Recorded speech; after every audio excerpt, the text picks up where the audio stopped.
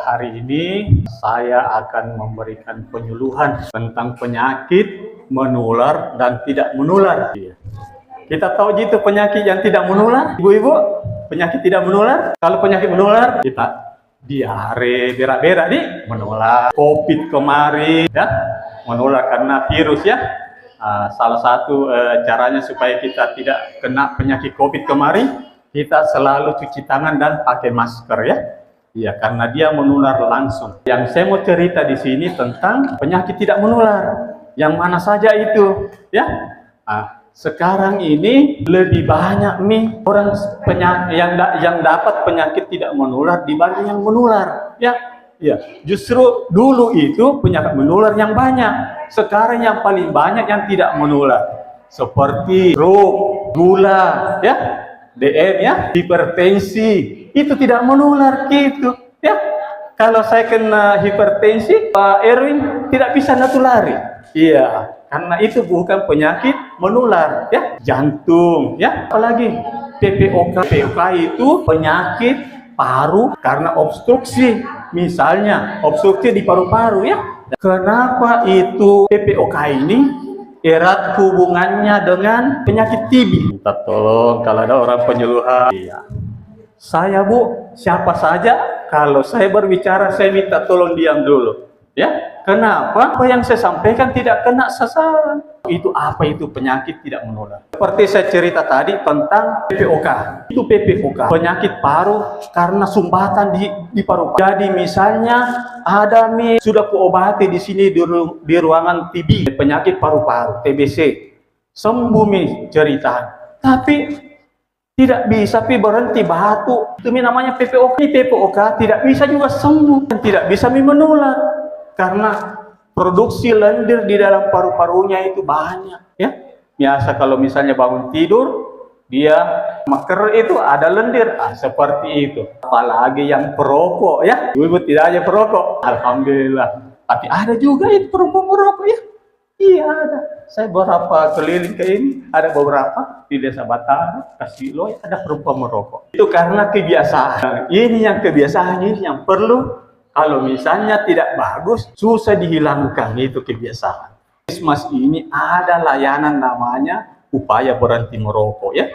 Iya. Ada namanya ruang konseling ya. Konseling itu bisa semuanya bisa konseling. Tapi kita juga telah buka namanya upaya berhenti merokok. Kenapa ada seperti itu? Karena faktor penyebabnya itu tadi penyakit jantung, stroke, hipertensi, gula, itu terakumulasi semua masuk di penyebabnya rokok. Iya. Jadi rokok itu pembunuh berdarah dingin. Ya, rokok juga ini rata-rata itu bapak-bapak ya, konsumsi terbesarnya setelah beli beras, dimulai misalnya anggarannya beli beras 300.000 satu bulan, itu 25 kilo ya beras. Yang kedua rokok, nomor 2. Jadi pengeluarnya pertama itu beras, belanja keduanya rokok. Rokok juga hampir 300.000 satu bulan.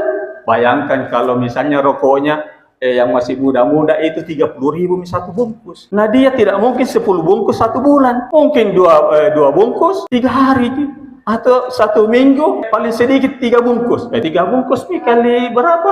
Lebih ya, 30.000. Anggaplah 100.000 satu bulan, 1 minggu. 4 minggu, nah kadang 5 minggu. Berarti lebih dari 300.000. Itu menjadi keprihatinan pemerintah mengapa diperlukan ada konseling rokok di puskesmas. Terus yang jadi masalah lagi sekarang, betulkah ini misalnya siapa nama Pak? Patola. Betulkah ini Patola mau berhenti merokok? Dia bilang, saya pernah berpikir untuk berhenti merokok, tetapi saya tidak punya rencana. Itu apa rencana?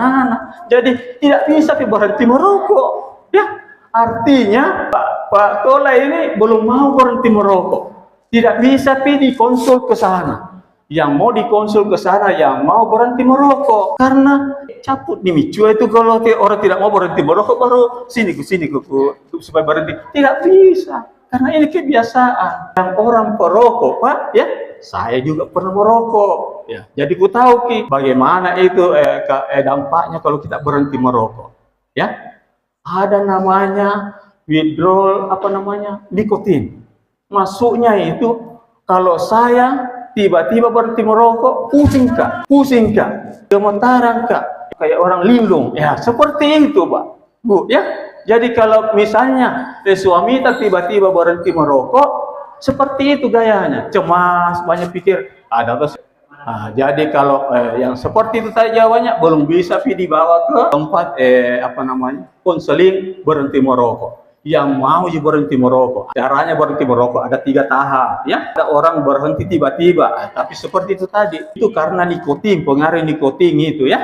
Iya. Kenapa itu perokok seperti itu? Karena itu nikotin kalau hilang di dalam tubuhnya ya, dia akan seperti linglung, cemas ya. Seperti itu dampaknya. Terus berhenti tiba-tiba. Ada caranya lagi ya, dikurangi. Misalnya 1 bungkus ya, suaminya yang perokok, siapa? Angkat tangan dulu. Oh iya, masih muda ibu ya. Oh iya.